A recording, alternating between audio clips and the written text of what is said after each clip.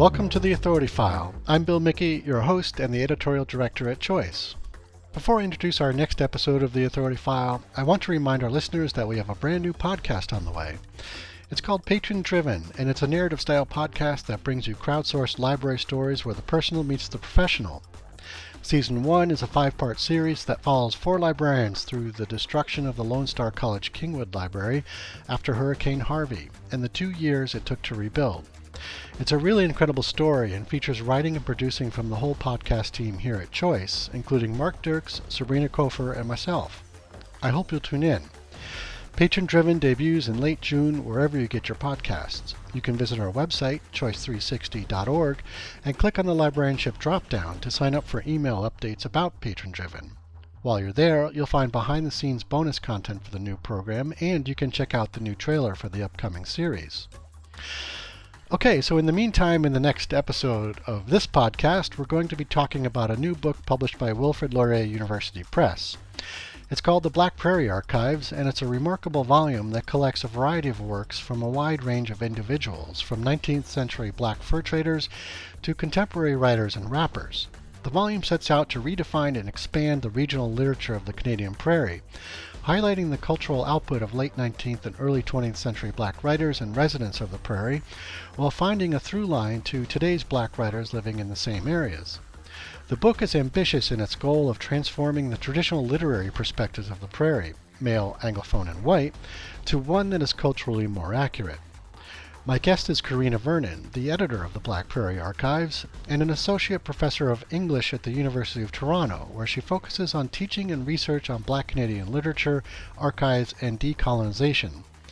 This series is brought to you by Wilfrid Laurier University Press. In this final episode of our 4-part series, Karina talks about how she decided what, among the wide range of writings, made it into the Black Prairie Archives, and the importance of the scholarship that she contributes to the collection.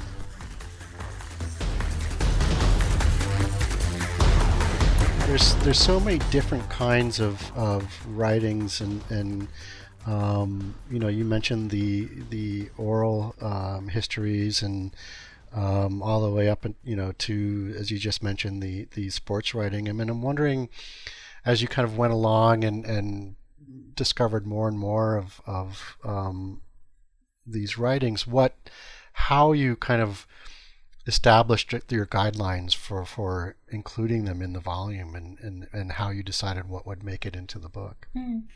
I knew I couldn't include everything. Mm-hmm.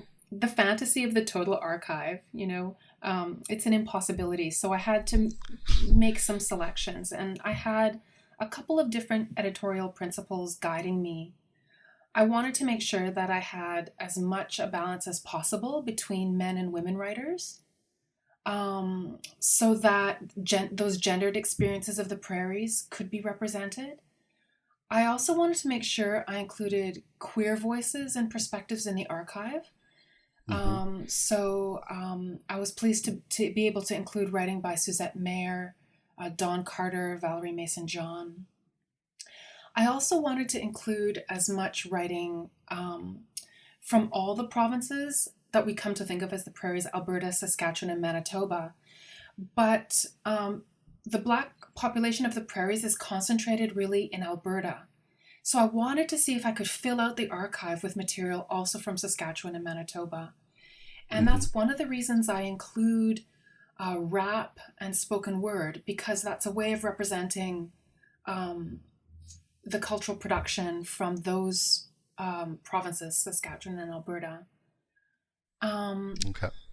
And I also wanted to choose material that was self-conscious in some way about race, about that would reveal something about Black life on the prairies.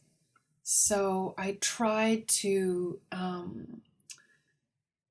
that was a basis for a number of my selections, that this would bring a different aspect of the experience forward. Mm-hmm. I'm wondering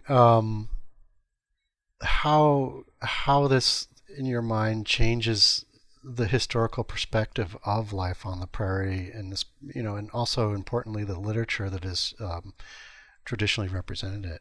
Mm-hmm. Particularly in the way where you just mentioned that, you were careful to select writings that kind of reveal, very experiential, I guess, in that respect. I think what I wanted to do with this book is to offer a historical corrective.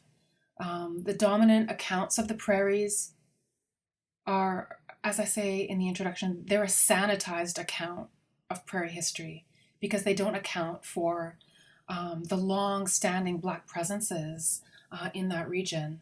So I wanted to look at the prairies through the aperture of the archive to show that Black folks have been in that region since the beginning of non-native exploration and discovery. And it's a robust population and a robust culture. I also wanted to correct the focus in Canada on Black culture that looks primarily at Ontario and Quebec and the Maritimes as standing for Black Canadian history more broadly. The prairies is a missing piece of the puzzle. And there's so much about Black prairie life that we don't see in accounts of Black life in Canada.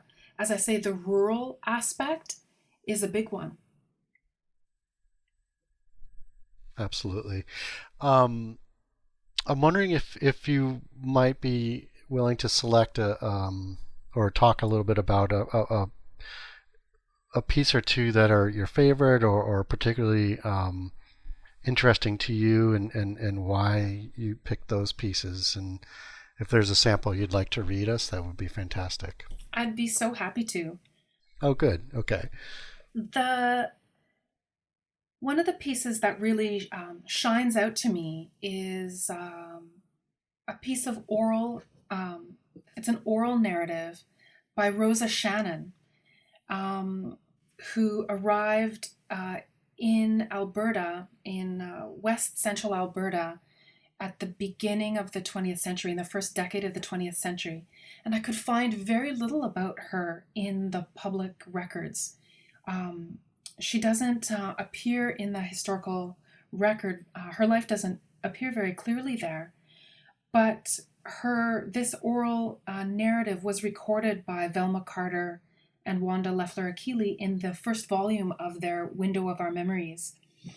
And so it's an account of pioneering in west central Alberta. And I'll just read the last 4 paragraphs that I include. Is that too long? That should be great. Okay, I'd love to read. Her voice is wonderful. And the reason I like this so much is because it records her emotional attachment to the region, which stands in opposition to a lot of pioneer narratives in Canada that record primarily the struggle, how difficult it was, the burden of it. And this records a very different experience, which I appreciate. Okay. She writes, "Our log house burned. It burned 5 weeks before Christmas.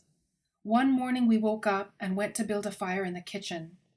My dad had neglected to take out some tar paper that was hanging down from under the shingles, just a little strip of it. Mother had told him to get up there and take that tar paper down. So this day we were in a hurry making the fire when a spark came out and caught the paper. It was about 60 degrees below zero, and there was nothing we could do because our well was frozen up. We just had to take our things out and save what we could. That was what we did. Took out our things and put them in the barn. We didn't have any stock anyway, but the oxen. We saved what we could and lost the rest because there was a lot of things we couldn't get out in time, like the stoves and heavy things like that. Then we went to these bachelors who had helped us clear the land. They had built a house. Come and live in our house, they said. There were just 2 of them, and they would batch in another little house they had built before, which was still standing there. So we lived in their house until spring. We finally built a new house on a beautiful setting on the Foley Road. The road followed an Indian trail all the way from Edmonton to Vancouver, and a lot of it is still there now. We built a beautiful log house with 6 rooms. It was made into an L. The Swedish people helped my dad build it. There were birch trees, beautiful birch trees, all over the yard. We had a beautiful yard, and then we had 2 big black spruce trees at the corner of the house, where we had a dog house. We always had 3 dogs. They were smart and would take care of us and keep the bears away. No one knows this, yes. This is why I cry in my heart. I just love it out here. I love my people, but the memory of it hurts because we gave our lives to this part of the country. I would like to see something done here, put up at Wildwood, to honor the old-timers, the old pioneers. I thought of a drinking fountain, an old black-face, red-face, white-face drinking fountain. The fountain could be there for that purpose, and they could turn it on at certain times in the summer. I love that. That's really good. I love the imagery is so good in that, and then how she just looks back at the importance of the settlers who were there before, and wanting to honor everybody together. That's just it, wanting to honor everybody. Yeah. And I just love this phrase, we gave our lives to this part of the country. Mm-hmm. One of the things that I realized, looking particularly at the pioneer literature, that, that dominant story of the prairies, to go back to your first question, that the prairies are this flat, untreed landscape. It's only that way because of the pioneers. They're the ones who dug up the forests. They're the ones who planted the first crops. And it looks that way because of the pioneers, many of whom were Black. So that's one of the stories that these narratives bring forward, and I hope that will help transform the dominant story of the prairies. Mm-hmm. The collection isn't just a collection of writing by people of color whose lives intersected in some way with the prairies, right? It's also a work of historical and cultural scholarship on your part. We've talked about some of the ways you actually conducted the research. I'm wondering if you could talk about why it was necessary to bring in that scholarship to fill out the volume, and why wouldn't a collection of writings have been enough? Great question. There's a scholar and poet in Canada named George Eliot Clark, and he has said that because Black history is so little known in Canada, that Black writers have to become historians. And the same was true for me. Because Black prairie history is so little known in Canada, I have to become a historian too. I have to tell that story. I have to reconstruct the context, and situate the literature in its historical context in order for that literature to make sense to readers.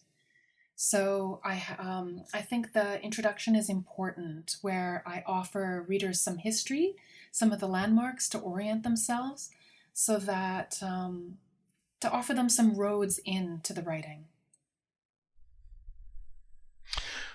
Excellent. And you point out in the book that readers must have a certain sensitivity and respect for how they interact with these stories. And I'm curious to hear you talk a little bit about the art of story listening, and why it's important for readers to interact with the volume in this way. Mm-hmm.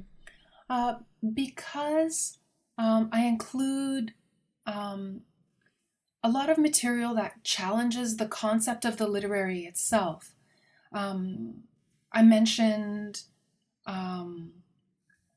the letters that I found, the oral literature, the political speeches, the rap, the slam poetry.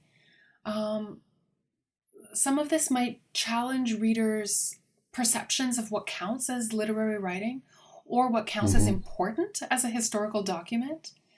I also include material that's written in patois, West Indian nation language. And so a lot of this material might challenge readers' desire for something that's recognizable, readers' desire for something familiar, for sameness.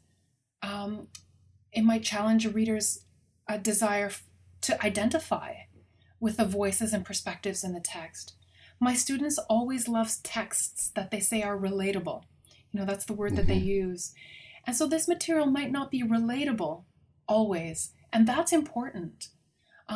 So I ask readers when they encounter something that challenges them, that they might not identify with, to make space for listening, to perhaps approach the material differently with open ears, with a willingness to sit with something that might be different or uncomfortable, because it will allow us to hear a story that has not yet been told.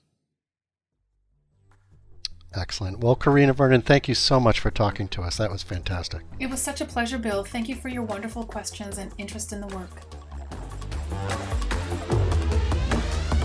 You just heard from Karina Vernon, the editor of the Black Prairie Archives and an associate professor of English at the University of Toronto, where she focuses on teaching and research on Black Canadian literature, archives, and decolonization. This series is brought to you by Wilfrid Laurier University Press. If you like what you hear, rate us or give us a review on your podcast platform of choice, and if there's a topic you'd like us to cover, drop me a line. I'm at bmickey@ala-choice.org.